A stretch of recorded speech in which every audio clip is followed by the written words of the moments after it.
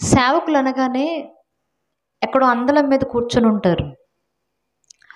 ఒక మెట్టు దిగాలి అంటే చాలా నామోషి. కానీ నేను చూసినంత వరకు కూడా ఇది నేను మూడోసారో నాలుగోసారో చూస్తున్నాను. ఆర్సీఎం సంఘానికి సంబంధించిన వెంకటేశ్వరరావు అన్నయ్య గారు మాత్రం ఎక్కడ వాక్యం వినబడుతూ ఉన్నా ఇది సత్యంగా ఉంది అని వెంటనే మనసులో మెదలగానే పిలవకపోయినా వచ్చి కూర్చునేంత సహృదయం ఆ అన్నయ్య గారికి మాత్రమే ఉందని నేను తెలియజేస్తూ ఉన్నాను. అదే రీతిగా అన్నయ్య గారికి కూడా నా ప్రత్యేకమైన వందనములు తెలియజేస్తూ ఉన్నాను. ఇదే మనస్తత్వం ప్రతి సేవకునికి ఉంటే క్రైస్తవం ఏనాడో ఉన్నతమైన స్థితిలో ఉండిపోయేదేమో. ఏది ఏమైనా దేవుడు మనకిచ్చినటువంటి ఈ చక్కని సమయాన్ని బట్టి ఈ దినమును కూడా దేవుని మాటలు ధ్యానించుకోవడానికి దేవుడు మనకిచ్చినటువంటి ఈ చక్కని వాతావరణాన్ని బట్టి దేవుని హృదయపూర్వకముగా కృతజ్ఞతాస్తుతులు చెల్లిస్తూ చిన్న ప్రార్థన చేసుకొని మన వాక్యాన్ని ధ్యానించే ప్రయత్నం చేద్దాము. ప్రార్థన. పరిశుద్ధుడు, మహాగణుడు, మహోన్నతుడైన మా కన్న తండ్రి, మీ ఘనమైన నామమునకు, మీ పవిత్రమైనటువంటి ప్రేమకు, మీరు మాపై చూపిస్తూ ఉన్నటువంటి మీ ఉచితమైన అపారమైనటువంటి కృపకు ప్రభువైన క్రీస్తు వారి పేరట మా హృదయపూర్వకమైనటువంటి కృతజ్ఞతాస్తుతులు చెల్లిస్తూ ఉన్నాము తండ్రి. దేవా, రెండవ దినమును కూడా నాయన మీ మాటలను ధ్యానించడానికి, మా ఆత్మీయ జీవితాలను సరిచేసుకోవడానికి మీరు మాకు ఇచ్చినటువంటి గొప్ప అవకాశమును బట్టి మీకే కృతజ్ఞతాస్తుతులు చెల్లిస్తూ ఉన్నాము తండ్రి. ఎవరైతే మా ఆత్మీయ జీవితాలను సరిచేసుకోవాలి అనే ఆలోచనతో మీ పాదాల సన్నిధిని చేరి ఉన్నారు వారందరినీ జ్ఞాపకం చేసుకునండి. విత్తబోతున్న ప్రతి మాటను కూడా నాయన మంచి నేలను పడిన విత్తనాల ఫలింపచేయండి తండ్రి. దుప్పి నీటి వాగుల కొరకు ఎలా అయితే ఆశతో ఎదురు చూస్తూ ఉందో వాక్యము కొరకు మీ పిల్లలుగా మేము ఎదురు చూస్తూ ఉండగా మీ సహాయమును మాకు దయచేయండి. ప్రతి విషయంలోనూ నాయన మీరున్నారనే ఆలోచన కలిగి కార్యక్రమాన్ని ముందుకు కొనసాగించుకోవడానికి మీ సహాయమును మాకు దయచేయమని అర్థిస్తూ సమస్త మహిమ ఘనత మీకే ఆరోపిస్తూ ప్రభువైన క్రీస్తు వారి పేరట ఈ ప్రార్థన మీకు సమర్పిస్తూ ఉన్నాము మా కన్న తండ్రి. ఆమేన్. నా తోటి జైవజనులకు చేరవచ్చిన విశ్వాసులైన మీ అందరికీ మరొకసారి ప్రభు వారి పేరట నా హృదయపూర్వకమైన వందనములు తెలియజేస్తూ ఉన్నానండి. శ్రద్ధ కలిగి రెండవ రోజు ఆఖరి రోజు కాబట్టి వాక్యానికి విలువిచ్చేవారిగా, వాక్యాన్ని ధ్యానించేవారిగా ప్రతి ఒక్కరూ ఉండాలి అని మీ సహోదరిగా నేను మనవి చేస్తూ వాక్యాన్ని ధ్యానించే ప్రయత్నం చేద్దాం. ప్రియులారా, బైబిల్లో మనకి కొన్ని విషయాలు కనబడుతూ ఉంటాయి. ఏం కనబడుతూ ఉంటాయా అంటే బైబిల్ గ్రంథంలో దేవుని ప్రేమ ఎలాంటిదో కనబడుతూ ఉంటుంది, దేవుని ఉద్దేశాలు ఎలాంటివో కనబడుతూ ఉంటాయి, దేవుడు మన పట్ల నుంచి ఏమి కోరుకుంటున్నాడో ఆయన కోరిక ఏంటో మనకు కనబడుతూ ఉంటుంది, దేవుడు మనిషికి పెట్టిన విధానం ఏంటో కనబడుతూ ఉంటుంది. బైబిల్లో ఒక దైవికమైన వాతావరణం అనేది కనిపిస్తూనే ఉంటుంది. కానీ విచిత్రం ఏంటి అంటే ఆ బైబిల్ పట్టుకున్నటువంటి క్రైస్తవునిలో ఏమాత్రం ఈ లక్షణాలు కనిపించవు. క్రైస్తవునిలో లేక క్రైస్తవులోని బైబిల్ పట్టుకున్న మనలో దైవికమైన ప్రేమ అంతగా కనిపించదు. దేవుడు కోరుకుంటున్న కోరిక ఏదైతే ఉందో ఆ కోరిక నెరవేర్పు విశ్వాసి దగ్గర పెద్దగా కనిపించదు. దేవుని ఉద్దేశాలు ఎలాంటివో, దేవుడు ఏ ఉద్దేశంతో బ్రతుకుతున్నాడో ఆ ఉద్దేశాలు నెరవేర్చే స్థితిలో విశ్వాసులు పెద్దగా కనిపించరు. దైవికమైన వాతావరణం ఏదైతే ఉందో ఆ వాతావరణం విశ్వాసి దగ్గర పెద్దగా కనిపించదు. మరి ఒక విశ్వాసి దగ్గర ఎక్కువగా ఏం కనపడుతుందాయా అంటే యేసుక్రీస్తు ప్రభువారు ఈ లోకానికి వచ్చినప్పుడు మనుషులను చూసి ఆయన మాట్లాడుతున్న ఒక మాటను చూసుకొని మనం ముందుకు వెళ్ళే ప్రయత్నం చేద్దాం. చూద్దాం ఒక మాట. మత్తయి గారు రాసినటువంటి సువార్త, మత్తయి గారు రాసినటువంటి సువార్త లేక మార్కు సువార్తలో చూసుకొని ముందుకు వద్దాం. మార్కు గారు రాసిన సువార్త, మార్కు గారు రాసినటువంటి సువార్త 7వ అధ్యాయము 6వ వచనం. 7వ అధ్యాయం 6వ వచనం. అందుకాయన వారితో ఇలాగు చెప్పును, ఈ ప్రజలు పెదవులతో నన్ను గనపరచుదురు కానీ వారి హృదయము నాకు దూరముగా ఉన్నది. చాలు. యేసుక్రీస్తు ప్రభువారు భూమి మీద జీవించిన ఆ కాలంలో ప్రజలను చూసి ఆయన మాట్లాడుతున్నాడు కదా, ఈ ప్రజలు నన్ను పెదవులతో గనపరచుదురు కానీ వారి హృదయం ఎలా ఉంది? నాకు చాలా దూరంగా ఉంది. అంటే మనుషులను చూసి ఆయన అంటున్నాడు కదా, మీరు గనపరచడానికైతే గనపరుస్తున్నాను కానీ ఆ ఘనత మీ పెదవులలో నుండి మాత్రమే వస్తుంది, హృదయాలలో నుంచి రావట్లే. మీరు పాటలైతే పాడడానికి పాడుతున్నారు కానీ ఆ పాటలు మీ పెదవులు దాటి బయటకు వస్తున్నాయి తప్ప మీ హృదయంలో నుంచి రావట్లేదు అంటున్నాడు. మీరు నాకు చేసే ఆరాధన ఏదైతే ఉందో ఆ ఆరాధన పెదవులతో మాత్రమే జరుగుతుంది కానీ మీ హృదయపు తలుపులలో నుండి నాకు ఆరాధన జరగట్లేదు అని మాట్లాడుతున్నాడు. అంటే హృదయములో దేవుని కంటే మిన్నగా, దేవుని కంటే గొప్పగా ఏది కనబడుతుందయ్యా దేవునికి అంటే, కింది వచనంలో అంటున్నాడు కదా, 7వ వచనం. వారు మానవులు కల్పించిన పద్ధతులు దేవోపదేశములని బోధించుచు నన్ను వ్యర్థముగా ఆరాధించుదురు అని రాయబడినట్టు వేషధారులైన మిమ్మల్ని గూర్చి యెషయా ప్రవచించినది సరియే. నాకు కూడా స్థలం లేకుండా, నాకు కూడా మీ హృదయంలో చోటు లేకుండా మీ హృదయం దేనితో నిండిపోయిందో తెలుసా అని మాట్లాడుతూ ఆయన అంటున్నాడు కదా, మానవులు కల్పించిన పద్ధతులు, మనుషులు కల్పించిన కొన్ని పద్ధతులు, కొన్ని ఆచారాలు, కొన్ని నియమాలు, కొన్ని కట్టుబాట్లు మీ హృదయాలోచనలో నిండిపోయాయి. వాటినే మీరు దేవుని ఉపదేశాలుగా బోధిస్తున్నట్లుగా ఫీల్ అయిపోతున్నారు అంటున్నాడు. అంటే ఆరాధన అయితే జరుగుతుంది కానీ ఆచారాల మధ్య జరుగుతుంది. ఆరాధన అయితే జరుగుతుంది కానీ కట్టుబాట్ల మధ్య జరుగుతుంది. ఆరాధన అయితే జరుగుతుంది కానీ ఒక్కొక్కరికి ఒక్కొక్క విధానంలో జరుగుతుంది. నిజంగానే ఈరోజు క్రైస్తవ్యంలో ఆచారాలు ఎక్కువగా ఉన్నాయా, ఆత్మీయత ఎక్కువగా ఉందా? ఆచారాలే. సంఘానికో ఆచారం, సంఘానికో కట్టుబాటు, సంఘానికో విధానం. ప్రతి సంఘంలో బైబిలే వినపడుతూ ఉన్నప్పుడు బైబిల్లో ఉన్నది కదా మనం పాటించాలి. మరి అలా కాకుండా సంఘం ఏది చెబితే అది తలూపుతూ ముందుకెళ్ళిపోతున్నాము అంటే ఆచారానికి విలువిస్తున్నామా, దేవునికి విలువిస్తున్నామా? కొన్ని సంఘాల్లో ఉన్న భయంకరమైన ఆచారం ఏంటో తెలుసా? ఏంటంటే సంఘంలో ఒక విశ్వాసి చనిపోతే ఆ విశ్వాసి ఇంటికి వెళ్ళి భోజనం చేయకూడదట. అంటే చనిపోయిన భోజనం దినం కూడా అంటాం మనం, గుర్తుందా? చనిపోయిన వారి ఇంటికి వెళ్ళి భోజనం చేయకూడదు. ఎందుకు? అయ్యో దేవుడికి నచ్చదండి అది అంటాం. నీ సంఘంలో ఒక విశ్వాసి చచ్చిపోతేనే వాళ్ళ ఇంటికి వెళ్ళి నువ్వు భోజనం చేయకూడదని నమ్ముతున్నావే, మరి అదే సంఘంలో ఉన్న నువ్వు ఎల్లకాలం ఇక్కడే ఉంటావా? భూమి మీద పాతుకుపోతావా? మనుషులు అన్నవాళ్ళు ఏదో ఒకరోజు చనిపోయి వెళ్ళిపోవాల్సిందే, ఎవ్వరం భూమి మీద ఉండం. మరి అలాంటిది మరి నువ్వు నేను చనిపోయినప్పుడు మన ఇంటికి ఎవడొస్తాడు? మన ఇంటికి ఎవరు వచ్చి చేయగలుగుతారు? మన ఇంటిలో భోజనం ఎవరు చేస్తారు? ఇవన్నీ పాటించం. మా సంఘంలో అయ్యగారు చెప్పారండి, చనిపోయిన వాళ్ళ ఇంటికి వెళ్ళి భోజనం తినకూడదు. మరి ఏదో ఒకరోజు నీ సమయం వస్తుంది, నా సమయం వస్తుంది, అప్పుడు మన ఇంటికి ఎవరు వస్తారు? ఎవ్వరు రారు. అది ఆచారం అంటే. ఈ ఆచారాలు ఒక సేవకుడు కానీ ఒక సేవకురాలు కానీ చెప్పగానే ఏమని ఫీల్ అయిపోతున్నారట? దైవోపదేశములను బోధిస్తూ ఇది దేవుడు చెప్పినటువంటి ఆజ్ఞ, ఇలా ఉండడం దేవుడు చెప్పినటువంటి నియమం, ఈ ఆచారం దేవుడే పెట్టాడు అనగానే ఇదే ఆరాధన అనుకొని ఆచారం ప్రకారంగా బతుకుతున్నారట మనుషులు. దాన్ని అంటున్నాడు కదా, వ్యర్థమైన ఆరాధన నాకు ఇది అన్నాడు.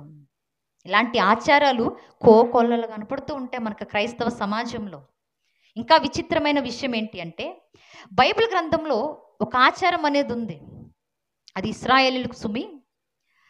వారికి ఎన్నో ఆచారాలు ఉన్నాయి కానీ వాటన్నిటిలో ఒక ఆచారం అనేది ఇప్పటికీ అక్కడక్కడ క్రైస్తవ్యంలో కనబడుతూ ఉంటుంది.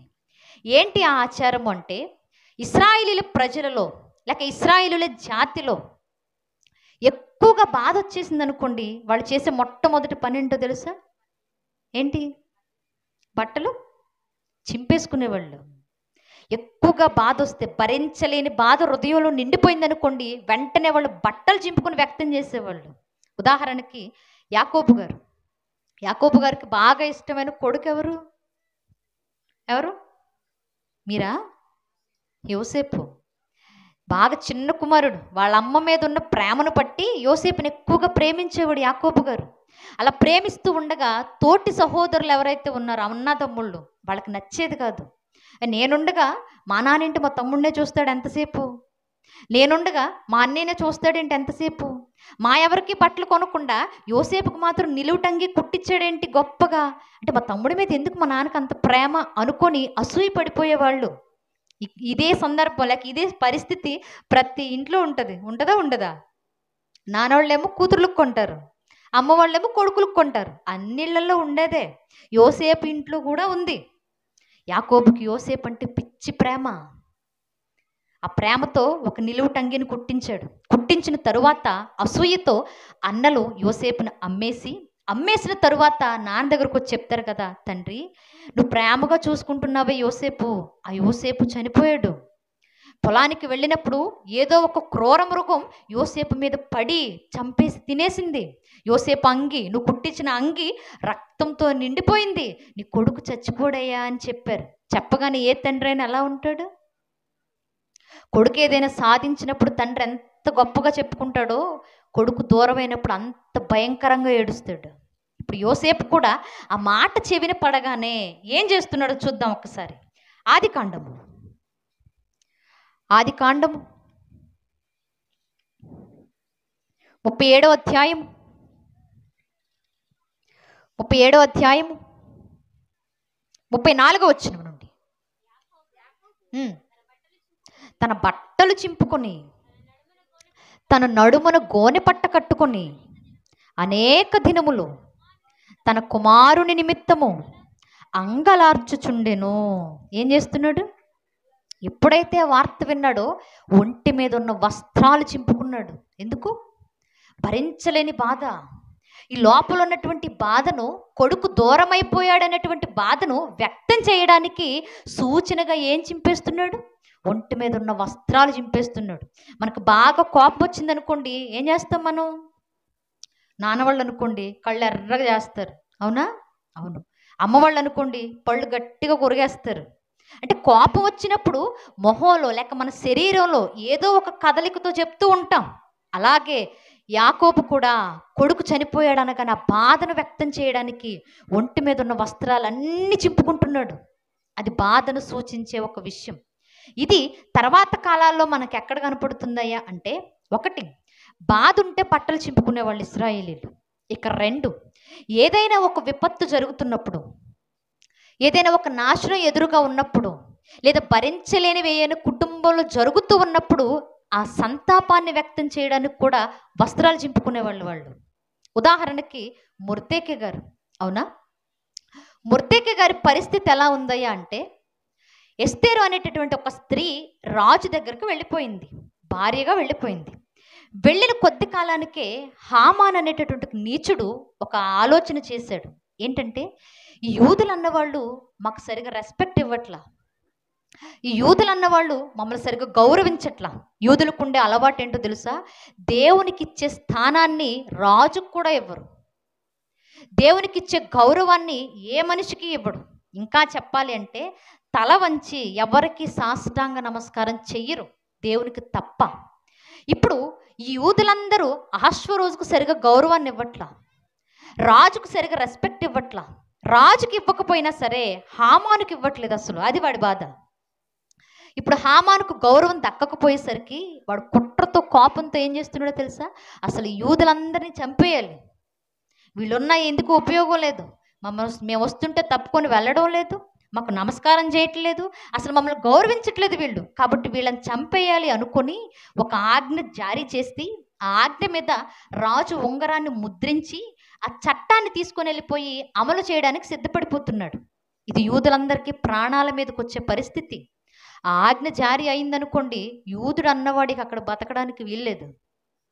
ఇప్పుడు ఇలాంటి భయంకరమైన పరిస్థితి, యూదులందరూ ప్రాణం పోయే పరిస్థితి వచ్చినప్పుడు మొర్దెకై గారు ఏం చేస్తున్నారో ఒక్కసారి చూద్దాం. ఎస్తేరు గ్రంథం 4వ అధ్యాయం 1వ వచనం. అమ్మ జరిగినదంతయు తెలియగానే మొర్దెకై తన బట్టలు చింపుకొని గోనె పట్టలు వేసుకొని బూడిద పోసుకొని పట్టణము మధ్యకు పోయి మహాశోకముతోను రోదనము చేస్తూ రాజు గుమ్మము ఎదుట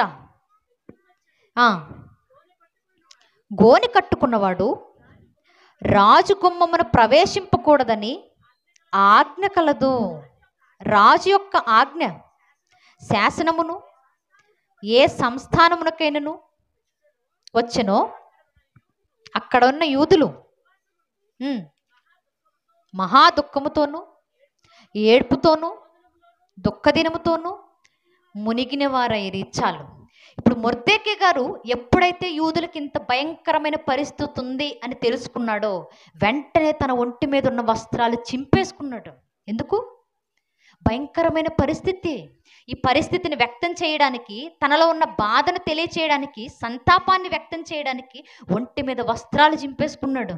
ఎప్పుడైతే మొర్దెకై వస్త్రాలు చింపుకున్నాడో మిగిలిన యూదులందరికీ అర్థమైపోయింది కదా, ఏదో ఒక భయంకరమైన పరిస్థితి మన మీదకి రాబోతుంది, ఏదో ఒక విపత్తును మనం ఎదుర్కోబోతున్నాం, పరిస్థితులు తారుమారైపోతూ ఉన్నాయి అని మిగిలిన యూదులు కూడా వస్త్రాలు చింపుకొని దానితో పాటు బూడిద పూసుకున్నారట.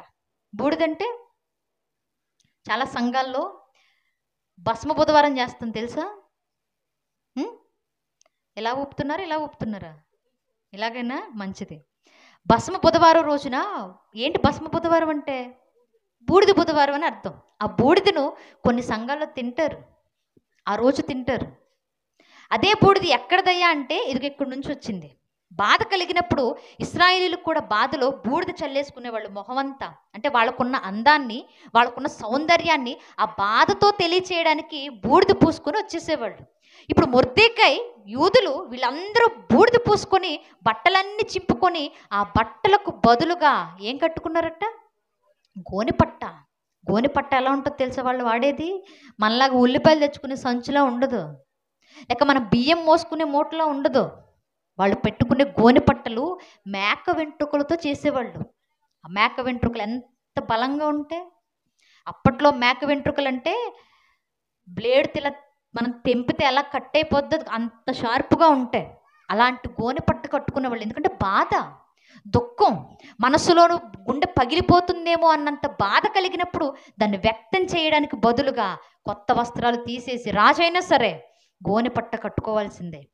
అంటే భయంకరమైన పరిస్థితిలో వాళ్ళ సంతాపాన్ని తెలియచేయడానికి కూడా గోనెపట్ట కట్టుకునేవాళ్ళు, ఉన్న వస్త్రాలు చింపుకునేవాళ్ళు, బూడిద పూసుకొని కూర్చునేవాళ్ళు. ఇది రెండు. ఇంకా ఈ ఆచారాన్ని ఇశ్రాయేలీలు ఎప్పుడు పాటించేవాళ్ళయ్యా అంటే, తెలియకుండా ఏదైనా ఒక తప్పు చేసేసినప్పుడు, పొరపాటున ఏదైనా తప్పు చేసి 4-5 రోజులు పోయిన తర్వాత, అయ్యో ఒకానొక రోజు నేను ఒక తప్పు చేశానే, నా దేవుడు చూసుంటాడు, నా దేవుడు బాధపడి ఉంటాడు, నా దేవునికి నేను అన్యాయం చేశాను అని ఎప్పుడైతే పశ్చాత్తాపం కలుగుతుందో, ఆ పశ్చాత్తాపం కలిగినప్పుడు ఆ పశ్చాత్తాపాన్ని వ్యక్తం చేయడానికి ఒంటి మీద వస్త్రాలు చింపుకునేవాళ్ళు. చింపుకొని మరలా గోనెపట్ట కట్టుకొని బూడిద పూసుకొని దేవుని పాదాల దగ్గర పడి, అయ్యా నా తప్పైపోయింది, నన్ను ఒక్క మారికి క్షమించు, ఈ ఒక్కసారికి నన్ను కరుణించు, ఈ ఒక్కసారి నాకు అవకాశం ఇవ్వని బతిమలాడుకునేవాళ్ళు పశ్చాత్తాపంతో.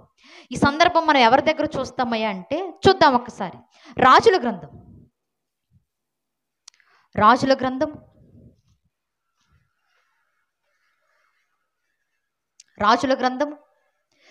22వ అధ్యాయము 8వ వచనము నుండి. రాజుల 2వ గ్రంథం 22వ అధ్యాయం 8వ వచనం. అంతటా ప్రధాన యాజకుడైన హిల్కియా యెహోవా మందిరమందు ధర్మశాస్త్ర గ్రంథము నాకు దొరికినని షాఫాను అను శాస్త్రితో చెప్పి ఆ గ్రంథమును షాఫానునకు అప్పగించెను. అతడు దానిని చదివి రాజునొద్దకు తిరిగి వచ్చి, మీ సేవకులు మందిరమందు దొరికిన ద్రవ్యమును సమకూర్చి యెహోవా మందిరపు పని విషయములో అధికారులైన పని జరిగించు వారి చేతికి అప్పగించరని వర్తమానము తెలిపి, యాజకుడైన హిల్కియా నాకు ఒక గ్రంథము అప్పగించినని రాజుతో చెప్పి ఆ గ్రంథమును రాజు సముఖమందు చదివెను. రాజు ధర్మశాస్త్రము గల ఆ గ్రంథపు మాటలు వినినప్పుడు తన బట్టలు చింపుకొని, తరువాత రాజు యాజకుడైన హిల్కియాను, షాఫాను కుమారుడైన అహీకామును, మీకాయా కుమారుడైన అక్బోరును, షాఫాను అను శాస్త్రిని, ఆషాయాను రాజు సేవకులలో ఒకనిని పిలిచి ఆజ్ఞాపించినదేమనగా, మీరు పోయి దొరికిన ఈ గ్రంథపు మాటలను గూర్చి నా విషయములోను, జనుల విషయములోను, యోధావారందరి విషయములోను యెహోవా యొద్ద విచారణ చేయుడి. మన పితరులు తమ విషయములో రాయబడి ఉన్నట్టు దానిని అంతటి ప్రకారము చేయక ఈ గ్రంథపు మాటలను వినని వారైరి గనుక యెహోవా కోపాగ్ని మన మీద ఇంత అధికముగా మండుచున్నది. చాలు, సందర్భం మీకు చెప్తాను. రాజులు పరిపాలిస్తూ ఉన్న కాలంలో ముందటి తరాలలో ఉన్న రాజులు దేవునికి నచ్చినట్టుగా బతకుండానే చచ్చిపోయారు. ఆ తరం అయిపోయిన తర్వాత మరొక రాజు రాజుగా ఆసీనుడయ్యాడు. అతడే యోషియా. ఈ రాజు రాజు అయిపోయిన తర్వాత, ఈ వ్యక్తి రాజు అయిన తరువాత గ్రంథంలో లేక మందిరంలో, దేవాలయంలో కొన్ని పనులు జరిగిస్తూ ఉన్నాడు ఈ రాజు. అంటే మరమ్మతులు చేయడం. ఎక్కడైనా సొలొమోను కట్టించిన దేవాలయం పాడైందనుకోండి, అక్కడ మరమ్మతులు చేస్తున్నాడు. ఎక్కడైనా వజ్రాలు జారిపోయాయనుకోండి, మనలాగా తీసి జేబులో పెట్టుకోకుండా మరలా ఆ వజ్రాలు ఎక్కడైతే పొదగాలో అక్కడ పొదుగుతున్నాడు. ఎక్కడైనా సున్నం పడిపోతే చక్కగా ప్లేట్లు వేపిస్తున్నాడు. అంటే మొత్తానికి మందిరాన్ని మంచిగా చేపిస్తున్నాడు. అలా చేపిస్తూ ఉన్న క్రమంలో ఆ దేవాలయంలో యాజకుడుగా, సేవకుడుగా పనిచేస్తున్నటువంటి హిల్కియా అనే ఒక మనిషికి ధర్మశాస్త్ర గ్రంథం దొరికింది. అప్పట్లో బైబిల్ అందరి దగ్గర ఉండేది కాదు. ప్రధాన యాజకులు, దేవాలయంలో ఉండే సేవకుల దగ్గర మాత్రమే ఉండేది. సమాజానికి దేవుని మాటలు చెప్పాలి అంటే ఆ గ్రంథాన్ని చదివి దేవాలయంకి వచ్చిన వారికి చెప్పి మరలా ఆ గ్రంథాన్ని దేవాలయంలోనే పెట్టేవాళ్ళు. అలా పెట్టిన క్రమంలో దేవాలయంలో ఎక్కడో అడుగున ఒక ధర్మశాస్త్రం బైబిల్ దొరికింది వాళ్ళకి. దొరకగానే ఈ ప్రధాన యాజకుడు పరిగెత్తుకుంటూ వచ్చి రాజుకు చెప్పాడు కదా, అయ్యా ధర్మశాస్త్రం దొరికింది మందిరంలో పనులు జరిగిస్తుంటే డబ్బులు దొరికాయి. ఆ డబ్బులన్నీ ఖజానాలో మూటేసేసాం, ఖజానాలు జారీ చేసేసాం. వాటితో పాటుగా ఈ బైబిల్ దొరికింది అనగానే రాజు అన్నాడట కదా, ఆ బైబిల్ తీసి, ఆ ధర్మశాస్త్రాన్ని తీసి అసలు దేవుని ఉద్దేశం ఎలా ఉందో చదువు, నేను వింటాను అన్నాడు. అనగానే ఈ హిల్కియా ఆ గ్రంథాన్ని ఓపెన్ చేశాడు, చదవడం మొదలుపెట్టాడు. చదువుతూ ఉండగా ఆ మాటలు విని రాజు వెంటనే ఏం చేశాడు? ఒంటి మీద ఉన్న వస్త్రాలు చింపేసుకున్నాడు. ఎందుకు చింపుకోవాలి? ఎందుకంటే అప్పటి వరకు రాజు బతుకుతున్న బ్రతుకు కానీ, ఇశ్రాయేలీయులు బ్రతుకుతున్న బ్రతుకులకు కానీ, గ్రంథంలో దేవుడు కోరుకుంటున్న బ్రతుకు కానీ ఏమాత్రం పొంతం లేదు. దేవుడు చెప్పింది ఒకలా ఉంటే వీళ్ళ బతుకు ఇంకోలా ఉంది.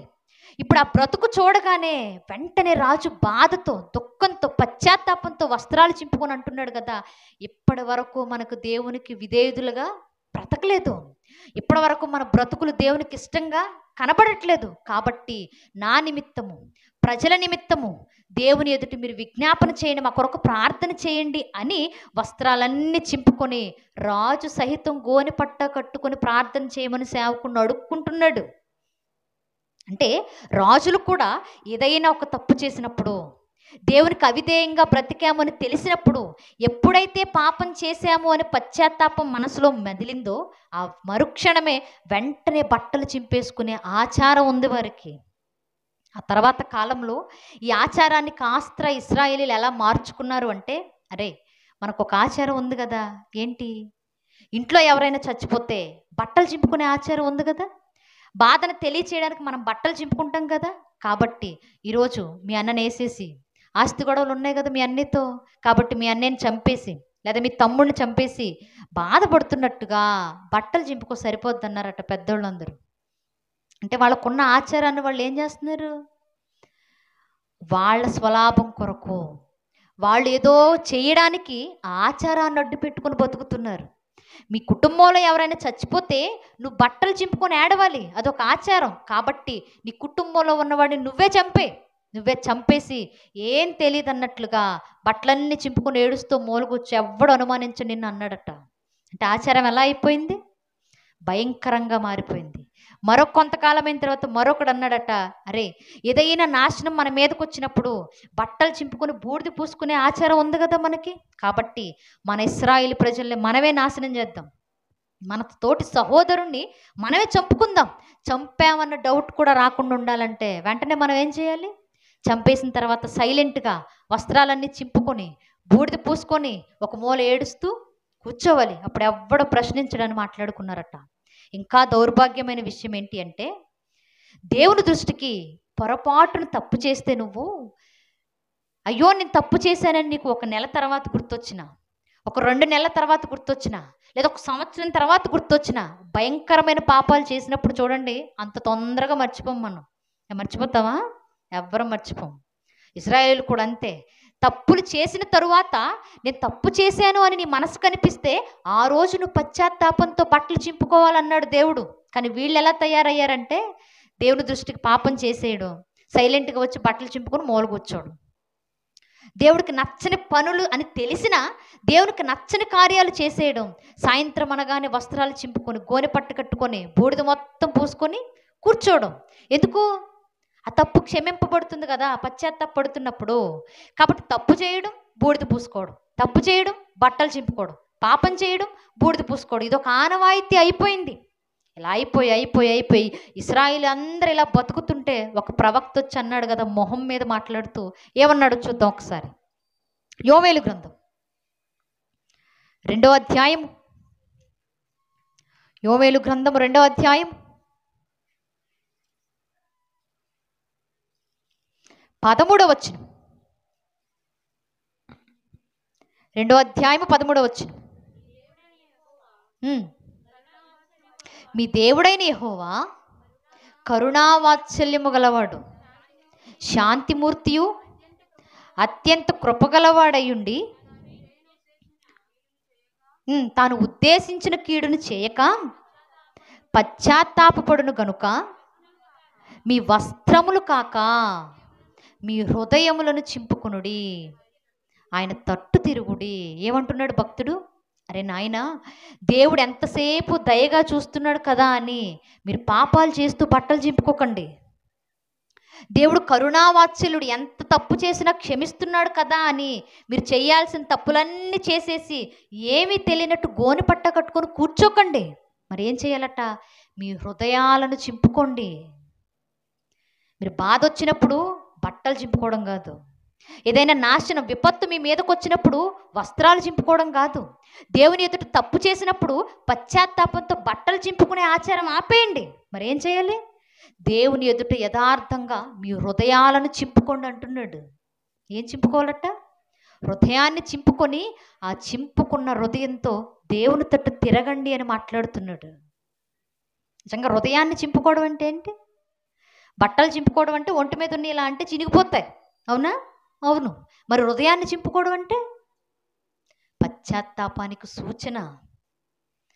బాధ వచ్చినా, కష్టం వచ్చినా, విపత్తులు వచ్చినా, పశ్చాత్తాపంతో ఏదొచ్చినా నువ్వు వెంటనే నీ హృదయంలో ఉన్న బాధను వ్యక్తం చేస్తూ ప్రభు తట్టు తిరుగని ప్రభువును చూపిస్తున్నాడు భక్తుడు.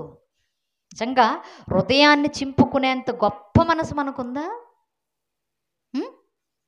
హృదయాన్ని చింపుకోవడం అంటే కొన్నిసార్లు మనకు అనిపిస్తుంది, మన చుట్టూ బాధలు ఉన్నప్పుడు గుండె పగిలిపోద్దేమో అని ఆలోచిస్తాం, అవునా? అవును, మాట కూడా రాదు. అలాంటప్పుడు అంటున్నాడు కదా, నువ్వు హృదయాన్ని చింపుకొని నీ హృదయంలో ఉన్న బాధతో దేవుని వైపు తిరుగు. నీకు భరించలేని బాధ వచ్చినప్పుడు దేవుని వైపు తిరుగు. కష్టం నీ కళ్ళ ముందున్నప్పుడు దేవుని వైపు తిరుగు. ఏదైనా ఒక పాపం చేసినప్పుడు దేవుని వైపు తిరిగి నీ హృదయాన్ని దేవుని పాదాల దగ్గర పోసేయని మాట్లాడుతున్నాడు. అది దేవుడు భక్తుడు కోరుకుంటున్న మాట.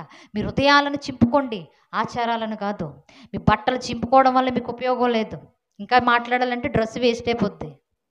మీ బట్టలు చింపుకోవడం వల్ల ఉపయోగం లేదు. పాత బట్టలు కట్టుకొని మందిరానికి వెళ్ళడం వల్ల ఉపయోగం లేదు. కొంతమందికి ఉండే అలవాటు ఏంటంటే, మనసంతా బాగాలేదనుకోండి, ఏం కట్టుకుంటాం? పాత చీర తీస్తాం. ఫంక్షన్కి వెళ్ళాలంటే కొత్త కావాలి. మందిరానికి మనసు బాగాలేదనుకోండి, పాత చీర కట్టుకునే వెళ్తాం. అదే అంటున్నాడు కదా, నువ్వు బట్టలు కాదు ఇంపార్టెంట్, నీ హృదయం చింపుకో, నీ మనసు చింపుకో. పశ్చాత్తాపాన్ని సంతాపాన్ని తెలియచేయడానికి ప్రభు వైపు తిరుగని మాట్లాడుతున్నాడు.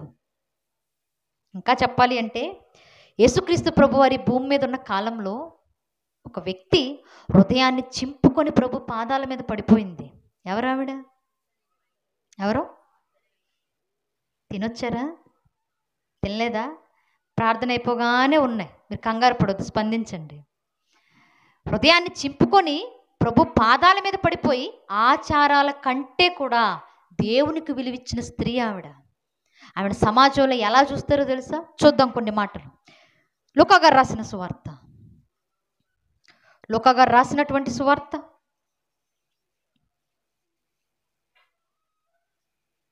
7వ అధ్యాయం 37వ వచనం.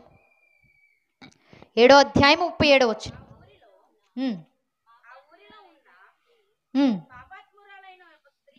ఆ ఊరిలో ఉన్న పాపాత్మురైనటువంటి ఒక స్త్రీ, సందర్భం మనకు బాగా సుపరిచితం, ఎందుకంటే కొత్త నిబంధన అనగానే ఎక్కడో చోట వింటూనే ఉంటాం, అవునా? అవును. యేసుక్రీస్తు ప్రభు వారిని ఒక పరిసయ్యుడు ఇంటికి భోజనానికి పిలిచాడట. సేవకులైన ఎవరైనా వచ్చారనుకోండి, మనం ఇంటికి పిలుస్తామా? పిలుస్తాం, మర్యాద అది. మంచినీళ్ళు ఇస్తాం, మహా అయితే భోజనం కూడా పెడతాం. ఇప్పుడు పరిసయ్యుడు అనేటటువంటి వ్యక్తి, సీమోన్ అనేటటువంటి వ్యక్తి, అయ్యా మా ఇంటికి భోజనానికి రండి, మా ఇంట్లో ఆతిథ్యం స్వీకరించండి, మా ఇంట్లో కొంతసేపు కూర్చోండి అయ్యా అని పిలిచాడట. పిలవగానే ప్రభు వచ్చాడు. వచ్చిన తరువాత వాళ్ళు భోజనం చేస్తూ ఉండగా ఏం జరిగిందట? 7వ అధ్యాయం 37వ వచనం. ఆ ఊరిలో ఉన్న పాపాత్మురాలైన ఒక స్త్రీ, ఎవరు? ఎవరు? ఎక్కడుంది ఆవిడ? ఊరిలో. ఆయన వచ్చిన ఊరు బేతనియా. ఆ బేతనియా అనేటువంటి ఊరిలో పాపాత్మురాలైన ఒక స్త్రీ, అంటే ఆవిడ ప్రొఫైల్ మనకు అర్థం కావాలి. ఏం చేస్తూ బతికేది ఆవిడ? పాపం చేస్తూ బతికేది. ఊరు మొత్తంలో పాపం బాగా చేసిన పర్సన్ ఎవరయ్యా అంటే ఆవిడనే చూపించేవాళ్ళట. అందుకే అన్నాడు కదా, ఆ ఊరిలో పాపాత్మురాలైన ఒక స్త్రీ. ఏం పాపం చేస్తుందో మనకు తెలియదు, కానీ సమాజం మాత్రం పాపాత్మురాలుగానే చూస్తుంది. సమాజం అంతా పాపాత్మురాలని పిలుస్తుంది. పేరు కూడా మర్చిపోయేంత గొప్పగా తన పాపాన్ని చేసి పాపాత్మురాలుగా మిగిలిపోయిందట. ఇప్పుడు ప్రభు భోజనానికి వచ్చాడని తెలియకనే ఇప్పుడు ఈ పాపాత్మురాలైన స్త్రీ ఏం చేస్తుంది? యేసు పరిసయ్యుని ఇంట భోజనమునకు కూర్చున్నాడని తెలుసుకొని ఒక బుడ్డిలో అత్తరు తీసుకొని వచ్చి ఏం చేసింది? ఆయన భోజనానికి వచ్చాడని తెలియకనే, తనకు పాపం అంటుకుందని తెలిసిన, సమాజం పాపాత్మురాలుగా పరిగణిస్తుందని తెలిసిన, పాపంతో నిండిపోయిన బతుకావిడదని ఆవిడకి అర్థమైన ప్రభు పరిశుద్ధుడు కనిపించగానే వెంటనే ఆయన చూడాలనుకుంది. వస్తూ వస్తూ ఏం పట్టుకొచ్చింది? గిఫ్ట్ కూడా పట్టుకొచ్చింది. ఏంటది? అత్తరు. అత్తరంటే అత్తరంటే మీరు సెంట్లు వాడతారు. అత్తరంటే సెంట్ కాదు. అత్తరంటే సుగంధ ద్రవ్యాల కొరకు వాడేటటువంటి ఒక మెటీరియల్ అది. ఇంకా చెప్పాలి అంటే దీని పేరు స్పష్టంగా మనకు మరొక సువార్తలో కనపడుతుంది. చూద్దాం ఒకసారి. మార్కు గారు రాసిన సువార్త 14వ అధ్యాయం 3వ వచనం. 14వ అధ్యాయం 3వ వచనం. ఆయన బేతనీయలో కుష్ఠిరోగి అయిన సీమోను ఇంట భోజనమునకు కూర్చుండి ఉన్నప్పుడు ఒక స్త్రీ మిక్కిలి విలువ గల అచ్చజట మాంసి అత్తరు బుడ్డి తీసుకొని వచ్చి, ఏం తీసుకొచ్చింది? అచ్చజట మాంసి. ఈ అత్తరు అసలు ఇప్పుడు ఎక్కడ దొరకదు, మీరు కావాలన్నా సరే. ఎందుకంటే ఆ కాలంలో గొప్ప గొప్ప వాళ్ళు మాత్రమే వాడేవాళ్ళు దీన్ని. వస్త్రాల మీద పోసుకోవడానికి కానీ, తల మీద పోసుకోవడానికి కానీ, శరీరానికి అద్దుకోవడానికి కానీ గొప్ప వాళ్ళే వాడేవాళ్ళు. ఆ స్మెల్ ఎక్కడెక్కడైనా వస్తుంది అంటే ఇక్కడ ఎవరో బాగా ధనవంతులు తిరుగుతున్నారా అనుకునేవాళ్ళు. ఆ వాసన ఎక్కడైనా తగులుతుంది అంటే ఇక్కడెక్కడ గొప్ప వాళ్ళు ఉన్నారు అనుకునేవాళ్ళు వాళ్ళు. అంటే అలాంటి అత్తరు కేవలం ధనవంతులు, గొప్పవాళ్ళు, బాగా పలుకుబడి ఉన్నవాళ్ళు మాత్రమే వాడేవాళ్ళు.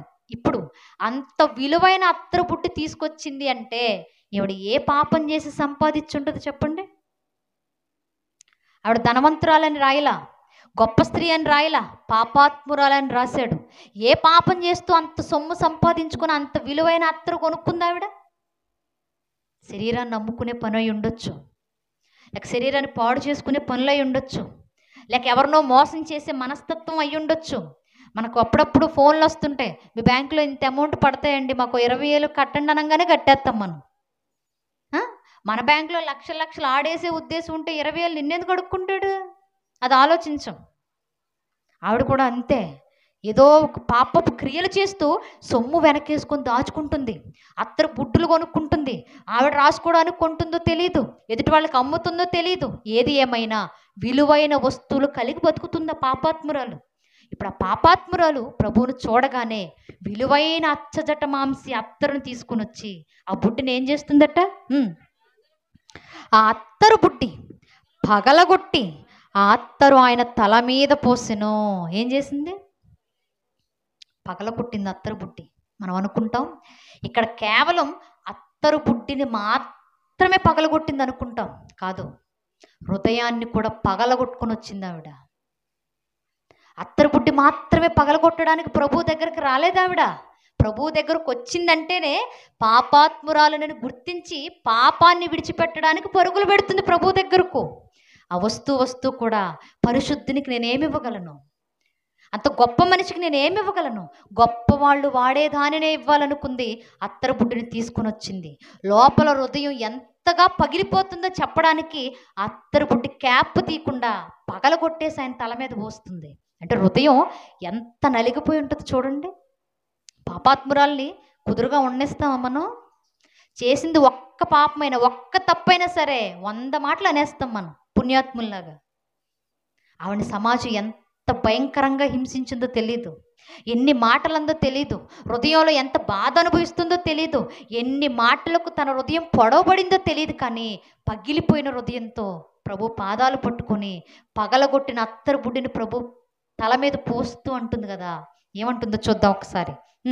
లూకాసు వార్త ఇది 7వ అధ్యాయము 37వ వచనం. లూకా గారు రాసిన సువార్త 7వ అధ్యాయము 37వ వచనం నుండి. ఒక స్త్రీ తెలుసుకుని ఒక బుడ్డిలో అత్తరు తీసుకొని వచ్చి, అత్తరు తీసుకొని వచ్చింది పగలగొట్టడానికి, పగలగొట్టింది. ఏం చేస్తుందట పగలగొట్టి? యేసు అత్తరు తీసుకొని వచ్చి 38వ వచనం, వెనక తట్టు ఆయన పాదముల యొద్ద నిలవబడి ఏం చేస్తుంది? ఏం చేస్తుంది? ఏం చేస్తుంది? మూడోసారి ఏం చేస్తుంది? వెనక తట్టు నిలవబడింది. తప్పు చేసేవాడికి నీతిమంతుడుగా ఎదురుగా వచ్చి నిలబడేంత ధైర్యం ఉంటుందా? ఉండదు. పిల్లలు ఏదైనా తప్పు చేశారనుకోండి, అమ్మ నాన్న ఏ అనగానే ఏంటి అని ముందుకు వచ్చి నిలబడతావా? ఎక్కడో డోర్ దగ్గర ఉండి ఏంటి నాన్న అంటాం. ఎందుకు? ఆల్రెడీ చేసి వచ్చాం కదా, పడిపోతాయేమో అని భయం. ఇప్పుడు పాపాత్మురాలు కూడా అంతే. తన జీవితం పాప స్థితిలో ఉంది తెలుసు కాబట్టే పరిశుద్ధిని ఎదురుకు రాలేకపోతుంది. అందుకే వెనక తట్టే నిలబడిపోయిందట. ప్రభువును చూడటానికి కూడా ధైర్యం సరిపోవట్లా, దేవుని ఎదుట నిలబడడానికి కూడా ధైర్యం సరిపోవట్లా. వెనక తట్టు నిలబడి ఏడ్చుచు కన్నీళ్లతో ఆయన పాదములు తడిపి ఏం చేసింది? యూదులు భోజనం చేసేటప్పుడు మనకులాగా భాష బట్టలు ఇలా వేసుకొని కూర్చోరు. వజ్రాసనం అంటారు తెలుసా మీకు? యోగాలు చేసేటప్పుడు కూర్చుంటారు. యూట్యూబ్లో తర్వాత ఇంటికి వెళ్ళి చూడండి, నాకు ఇప్పుడు అంత టైం లేదు. వజ్రాసనం అంటే పాదాలు వెనక్కుంటాయి. ఇప్పుడు మనం ప్రార్థించి మోకాళ్ళు వేసి ప్రార్థించి అలసిపోయిన తర్వాత ఇలా కూర్చుంటామా? కూర్చున్న తర్వాత కాళ్ళు ఎలా ఉంటాయి? వెనక్కుంటాయి. అలా కూర్చొని తింటారు యూదులు భోజనం. అది అలాగే తినాలి. ఇప్పుడు ప్రభు కూడా భోజనానికి కూర్చొని అలా కూర్చోగానే వెనక తట్టు వచ్చింది. వచ్చి అత్తరు బుడ్డి తల మీద పోసింది. పోసిన తర్వాత ఆ పాదాలు పట్టుకొని తన కన్నీళ్ళు ఏవైతే ఉన్నాయో ఆ కన్నీళ్లతో పాదాలు తడుపుతూ తుడుస్తూ పాదాలు నిండిపోయేంతగా బాధపడుతుంది. అంటే హృదయంలో ఎంత బాధ ఉంటుందో ఆలోచించండి. ఒక మనిషి పాదాలు తడిచిపోవాలి అంటే కళ్ళల్లో నుంచి ఎన్ని నీళ్లు రావాలి? మన కాళ్ళు కడుక్కోవడానికి మగ్గు నీళ్ళు కూడా సరిపోవు. మరి అలాంటిది ప్రభు పాదాలు తడిచిపోయేంతగా ఏడుస్తుంది అంటే హృదయంలో ఎంత బాధ ఉండుంటుంది. ఆ హృదయంలో ఉన్న బాధనే కన్నీళ్ల రూపంలో బయటికి తీసుకొని వచ్చి ప్రభు పాదాల మీద పోస్తుంది కదా. ఎంత పోసినా వస్తూనే ఉన్నాయి. అంటే అంత బాధ ఉంది హృదయంలో. హృదయం ఏమవుతుంది అప్పుడు ఆవిడకు? పగిలిపోయింది. హృదయం చినిగిపోతుంది. బాధలు బయటకు వస్తున్నాయి, అవమానాలు బయటకు వస్తున్నాయి. హృదయంలో ఉన్నది అంతా బయటికి వ్యక్తం చేస్తూ ఏడుస్తూ ఏడుస్తూ ఏడుస్తూ పాదాలన్నీ కడుగుతుందట. కడిగి తన తల వెంట్రుకలతో తుడిచి ఏం చేస్తుంది? తల వెంట్రుకలతో తడిచిన పాదాలు తుడుస్తుంది. నిజంగా చెప్పండి, ఒంటి మీద వస్త్రాలు ఉండుండవా ఆవిడికి? ఉంటాయి. ఎంత పాపం చేసే మనిషి అయినా బయటకు వచ్చేటప్పుడు బట్టలు వేసుకునే వస్తుంది. ఒంటి మీద వస్త్రాలు ఉంటాయి, కానీ వస్త్రాలతో తుడవట్లా. దేంతో తుడుస్తుంది? తల వెంట్రుకలతో తుడుస్తుంది. ఎందుకు తుడుచుంటుంది తల వెంట్రుకలతో? చిన్న జీకే బిట్టు. ఆడవాళ్ళకి అందం ఏంటి? జుట్టు ఊడిపోతుంది అనుకోండి, నిద్ర పడుతుందా మనకి? బాబోయ్, అస్సలు నిద్రపోమను. అసలు గుండు చేయించుకున్నాం అనుకోండి, బయటకు వస్తామా మనం? అస్సలు రాం. మనకు పెళ్ళి కుదురుతుంది అనుకోండి, ఎంత కేర్ తీసుకుంటాం జుట్టుకి. పెళ్లి చేసుకునే వాళ్ళు కూడా అలాగే కోరుకుంటారు. మా ఆవిడకి ఇంత పొడుగు జుట్టు ఉండాలని కోరుకుంటారు. ఎందుకు? ఆడవాళ్ళకు జుట్టు అందం కాబట్టి. జుట్టు లేకపోతే చూడలేం. 2 పిలకలు వేసుకుంటే చూస్తారా? చిన్నప్పుడు బాగుంటాయి, పెద్ద అయ్యాక బాగు. అంటే ఆడపిల్ల, స్త్రీ అంటేనే జుట్టు ఉండాలి. జుట్టు ఉంటేనే స్త్రీకి అందం. ఇప్పుడు ఈమె ఎంత పాపం చేసిందో మనకు తెలియదు, కానీ ఎంత అందంగా ఉండుంటుందో మనకు తెలియదు. కానీ ఆ అందానికి చిహ్నంగా ఉన్న జుట్టు కూడా ప్రభు పాదాలు తొడవడానికి ఒక గుడ్డ మొక్కలా వాడుతుంది. అంటే ఒక్క మాటలో ఆవిడ ఏం చెప్తుందో తెలుసా? నాకున్న అందం కూడా, ఏ అందంతో అయితే నేను పాపం చేశాను, ఏ శరీరంతో అయితే నేను పాపం చేశాను, ఏం చూసుకోను ఈరోజు నేను అందంగా ఫీల్ అయిపోతున్నానో, ఆ అందం కూడా నేను చేసిన పాపాన్ని కడుక్కోవడానికి నీ పాదాలు తుడుస్తున్నానయ్యా అని చెప్తుంది ఆవిడ.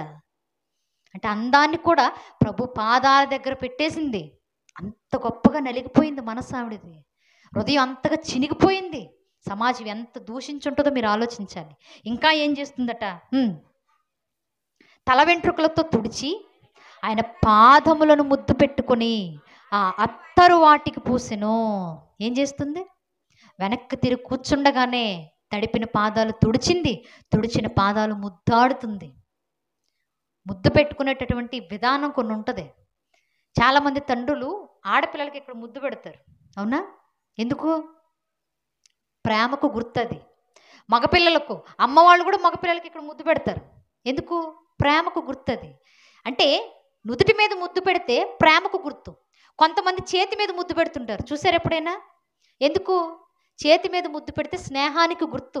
కావాలంటే ఎప్పుడైనా బ్రదర్స్ కానీ సిస్టర్స్ కానీ కలిసినప్పుడు వెంటనే షేక్ హ్యాండ్ ఇచ్చుకొని ముద్దు పెడతారు. ఎక్కడ చూసారా? ఫారిన్ కంట్రీలో ఎక్కువ ఉంటుంది ఇలాంటిది. ఫారిన్ వెళ్ళి వచ్చిన అమ్మాయి ఇక్కడే ఉంది, అడగండి కావాలంటే.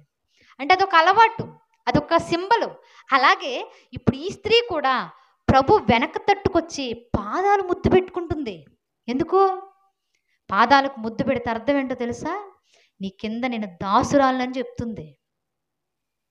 నీకు దాసురాలని నేను, నీ పాదాల దగ్గర పడి బతకడానికి నాకు ఇది ఒక అర్హత. నీ పాదాలు ముద్దాడుతూ ఇలా బతికేస్తాను నీ కిందని చెప్తుంది. అంటే అంత తగ్గించుకుంటానికి గుర్తు పాదాలు ముద్దాడడం. అంటే ఎంతగా తగ్గిపోయిందో చూడండి. ఒకటి, విలువైన అత్తరు తీసుకొచ్చింది. హృదయం పగిలిపోయిందని చెప్పడానికి అత్తరు బుట్టిని పగలగొట్టింది. దేవుని శిరస్సు మీద అత్తరును పోసి దేవునికి భూస్థాపన అభిషేకం చేసింది. చేసిన తరువాత ఆ పాదాలు పట్టుకొని ఏడుస్తూ కన్నీళ్లు కారుస్తూ హృదయంలో ఉన్న బాధ అంతా దేవునికి చెప్పుకుంది. తడిచిన తరువాత తనకున్న అందం ఏదైతే ఉందో ఆ అందాన్ని కూడా లెక్క చేయకుండా ప్రభు పాదాలు తుడిచింది కురులతో. తుడిచిన తరువాత నీకు నేను దాసురాలని, నీకు నేను తగ్గించుకుంటున్నాను, నీ పరిశుద్ధత ముందు నా అపవిత్రత ఏమాత్రం పనికిరాదు అని ప్రభు పాదాలు ముద్దాడుతూ ఉండిపోయింది. అంటే ఆ స్త్రీ ఎంత హృదయాన్ని చింపుకొని దేవుని తట్టు తిరుగుంటుందో ఆలోచించండి. ఆచారాలు ఏమి గుర్తుకు రాలేదు ఆవిడకి, సిద్ధాంతాలు ఏమి గుర్తుకు రాలేదు ఆవిడకి. ఒకటే గుర్తుంది, నేను పాపాత్మురాలని, ప్రభు పరిశుద్ధుడు. ఆ పరిశుద్ధుని వైపు నేను తిరిగినప్పుడు నా హృదయాన్ని నేను చింపుకొని పశ్చాత్తాపంతో పాపాన్ని కడుక్కోవాలని వచ్చింది ఆవిడ. వచ్చిన ఆవిడని చూసి మిగిలిన వాళ్ళందరూ అంటున్నారట కదా, ఈవిడ పాపాత్మురాలు కదా, ఆయన ముట్టుకుంటుంటే ఏంటి ఆయన మౌనంగా ఉంటున్నాడు, అలా తాకుతుంటే అలా ముట్టుకుంటుంటే ఏం మాట్లాడేంటి అని అనుంటున్నారట. ప్రభు వచ్చింది ఎందుకు? పాపులను రక్షించుటకు క్రీస్తు యేసు ఈ లోకమునకు వచ్చెను. పాపుల మధ్య పెరిగాడు, పాపుల మధ్య తిన్నాడు, పాపుల మధ్య ఉన్నాడు. అలాంటిది పాపాత్మురాలు ముట్టుకుంటే ఏమైపోయింది? అది కూడా అర్థం కాలేదు వాళ్ళకి. అందుకు అంటున్నాడు కదా, సీమోను, నేను నీ ఇంటికి భోజనానికి వచ్చినప్పుడు నువ్వు చేసిన పని ఏంటో తెలుసా? నా కాళ్ళు కడుక్కోవడానికి నువ్వు నీళ్లు కూడా ఇవ్వలా. ఎందుకో తెలుసా? నీ ఆచారం నీకు అడ్డొచ్చేసింది. యూదులు కాళ్ళు కడుక్కోకుండా భోజనం చేయకూడదు. కానీ యూదుడని తెలిసిన యేసుప్రభు వారికి ఎందుకు నీళ్ళు ఇవ్వలేదు? ఎందుకంటే ప్రెస్టేజ్ ఫీలింగ్, ఇవ్వాల్సిన అవసరం లేదనుకున్నాడు ఆయన. అంటే ఆచారంలో బతుకుతున్నాడు సీమోను, ఇవ్వలా. కానీ నువ్వు నాకు నీళ్ళు ఇవ్వలేదు. కానీ ఈ స్త్రీ మాత్రం కన్నీళ్లతో నా పాదాలు కడుగుతూనే ఉంది. నువ్వు నన్ను రాగానే స్వాగతం పలికి నాకు ముద్దు పెట్టలేదు, నా మీద ఉన్న ప్రేమను నువ్వు వ్యక్తం చేయలేదు, స్నేహానికి గుర్తుగా ఉన్న ముద్దు కూడా నువ్వు ఇవ్వలేదు. కానీ ఈవిడ దాసోహం అని మాట్లాడుతూనే తగ్గింపు కలిగి నా పాదాలు ఇంకా ముద్దాడుతూనే ఉంది. కాబట్టి ఆవిడని అనడానికి కూడా నువ్వు సరిపోవు, నువ్వు పరిసేయుడివైనా నువ్వు ఆచారాల్లో బతుకుతున్నావు. పరిసేయులకు ఉండే అలవాటు జబ్బేంటో తెలుసా? పద్ధతులు కావాలి వాళ్ళకి, ఆచారాలు కావాలి వాళ్ళకి, కట్టుబాట్లు కావాలి వాళ్ళకి, ఎంతసేపు సంఘాల్లో వందనాలు కావాలి వాళ్ళకి, వీధుల్లో నమస్కారాలు కావాలి వాళ్ళకి. పరిసేయులంటేనే ఆచారంతో బతికి బతుకులు వాళ్ళే, ఏమాత్రం దైవికమైన భక్తి ఉండదు. కానీ విశ్వాసుల దగ్గర చూడండి, ఖచ్చితంగా భక్తి ఉంటుంది. కానీ విశ్వాసుల భక్తిని సేవకులే తొక్కేస్తుంటారు. ఇది పచ్చి నిజం. విశ్వాసులు ఎంత భక్తిగా ఉన్నా సేవకుడు ఒక మాట చెప్పారనుకోండి, ఎప్పుడైనా నిజమా కాదా అని ఎప్పుడైనా ఆలోచించారు మీరు? ఆలోచించరు. ఎందుకు? మా సేవకుడు చెప్పాడు ఇది నిజం, మా సేవకురాలు చెప్పింది ఇది నిజం అంటే వాళ్ళు చెప్పిన దానికి గొర్రెల్లా తల ఊపుతాను తప్ప ఇది నిజంగా వీళ్ళు కల్పించినదా, దేవుడు శాసించిందా, దేవుడు కోరుకుంటున్నదా అని ఏమాత్రం ఆలోచించం. అందుకే అంటున్నాడు కదా, మీ ఆరాధనలు జరుగుతున్నాయి, పెదాలతో జరుగుతున్నాయి. మీ ఘనత నాకు దొరుకుతుంది కానీ పెదవులతో దొరుకుతుంది. మీరు చేస్తున్న ఆరాధన ఆచారాలతో నా దాకా వస్తుంది తప్ప నా మీద ప్రేమతో చేయట్లేదు మీరు అన్నాడు. అందుకే ఈ పాపాత్మురాలైన స్త్రీని అప్పటి వరకు సమాజం అంతా పాపాత్మురాలుగా చూస్తూ ఉంటే, పాపాత్మురాలుగా ముద్రేస్తూ ఉంటే ప్రభు ఏమని మాట్లాడుతున్నాడో ఆ స్త్రీని గురించి చూద్దాం. చివరిగా ఇదే లూకా సువార్త 7వ అధ్యాయము 44వ వచనం. ఆ స్త్రీ వైపు తిరిగి సీమోనుతో ఇట్లా నేను 45వ వచనం అమ్మా, 45వ వచనం. నీవు నన్ను ముద్దు పెట్టుకొనలేదు, కానీ నేను లోపలికి వచ్చినప్పటి నుండి ఈమె నా పాదములు ముద్దు పెట్టుకొనటం మానలేదు. నీవు నూనెతో నా తల అంటలేదు, కానీ ఈమె నా పాదములకు అత్తరు పూసెను. ఆమె విస్తారముగా ప్రేమించును కనుక ఆమె యొక్క విస్తార పాపములు క్షమింపబడినని నీతో చెప్పుచున్నాను. ఏమంటున్నాడు? సీమోను, ఈమె విస్తారమైన పాపం చేసిందని నువ్వు చూస్తున్నావు, నీతో పాటు ఉన్నవాళ్ళు చూస్తున్నారు, సమాజం అంతా చూస్తుంది. కానీ ఈమె నా మీద చూపించిన విస్తారమైన ప్రేమను బట్టి ఆ విస్తారంగా చేసిన, విచ్చలవిడిగా చేసిన పాపాన్ని కూడా నేను క్షమించేశాను అన్నాడు. అంటే ఆమె పాపాన్ని క్షమించడానికి ఆమెలో ఉన్న ఏ లక్షణం కారణమైంది?